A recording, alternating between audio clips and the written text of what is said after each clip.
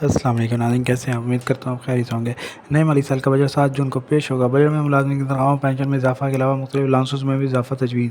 Pension سلائش 1 جولائی سے نافذ اور پرانا پینشن نظام ختم کیے جانے کا امکان۔ جی ہاں ناظرین، اسلام آباد سے خبر ہے، جنگ نیوز کی یہ خبر ہے۔ نئے مالی سال 24-25 کے لیے قومی بجٹ 7 جون کو پیش کیا جائے گا۔ ذرائع کے مطابق قومی اسمبلی کا بجٹ اجلاس 6 جون سے شروع ہوگا اور 7 جون کو وزیر خزانہ محمد اورنگزیب رمدے نئے مالی سال کا قومی بجٹ پیش کریں گے۔ بجٹ اجلاس کے لیے قومی اسمبلی نے تیاریاں شروع کر دی ہیں۔ FBR وزارت خزانہ کے لیے پارلیمنٹ ہاؤس میں کیمپ ہاؤس بنایا جائے گا۔ قومی بجٹ اسی روز سینٹ میں پیش کیا جائے گا۔ سینٹ کی خصوصی کمیٹی بجٹ پر سفارشات تیار کرے گی۔ باقی بجٹ میں سرکاری ملازمین کی تنخواہوں میں 10 سے 15% تک اضافے کرنے کے ساتھ medical allowance, conveyance allowance, house rent allowance میں 100% اضافہ کرنے جیسی تجاویز شامل کی جائیں گی۔ گریڈ 1 تا 15 کے ریٹائرڈ ملازمین بشمول EOBI پینشنر کی پینشن میں 15% اضافہ متوقع ہے۔ البتہ اس بار گریڈ 16 سے 22 کی مراحت میں کمی اور تنخواہوں میں معمولی اضافہ تجویز کیا جا رہا ہے۔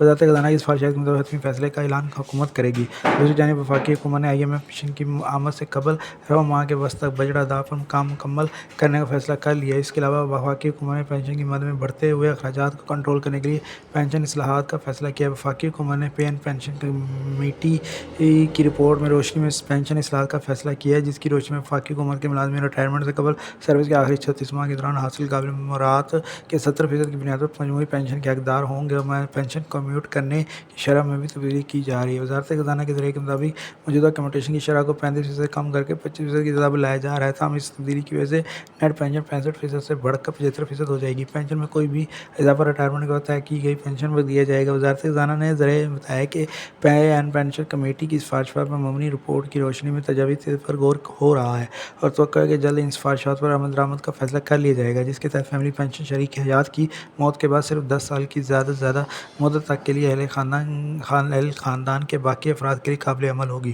موجودہ پینشن سسٹم قرضوں کی ادائیگی کے بعد پاکستان کے لیے ایک بڑا مالیاتی پالیسی چیلنج ہے، کیونکہ اس کا بوجھ مسلسل بڑھ رہا ہے۔ ملک کے غیر یقینی مستقبل اور ناپائیدار معاشی حالات کی وجہ سے ملازمین جلد ریٹائرمنٹ لینے کا رجحان بڑھ رہا ہے، جس کی وجہ سے مجموعی طور پر وفاقی پینشن کے اخراجات مالی سال 23-24 میں 609 بلین روپے سے اس سال 32% اضافے سے 801 بلین روپے ہو گئے ہیں، جبکہ ملٹری پینشن 447 بلین روپے سے 26% بڑھ کر 563 بلین روپے تک پہنچ گئی ہے، جو کل وفاقی پینشن کے اخراجات کا تقریباً 3/4 ہے۔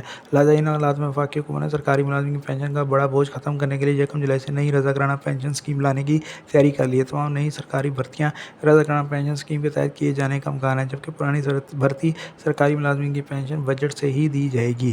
ذرائع وزارت خزانہ کے مطابق نئی pension scheme securities and exchange commission نے تیار کی ہے، جس کے تحت نئے سرکاری ملازمین کو حکومتی پینشن کی بجائے رضاکارانہ پینشن اسکیم دی جائے گی۔ وفاقی حکومت سرکاری ملازمین کی رضامندی سے ان کو نئی اسکیم میں منتقل کر سکتی ہے۔ یاد رہے کہ IMF نے پاکستان سے پینشن اخراجات کو محدود کرنے کے لیے رضاکارانہ پینشن اسکیم شروع کرنے کا مطالبہ کیا ہے۔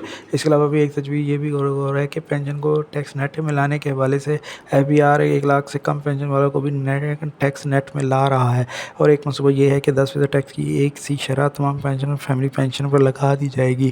جی ہاں ناظرین، یہ آج کی بڑی بریکنگ نیوز۔ ملتے ہیں اگلی نیوز میں۔ اللہ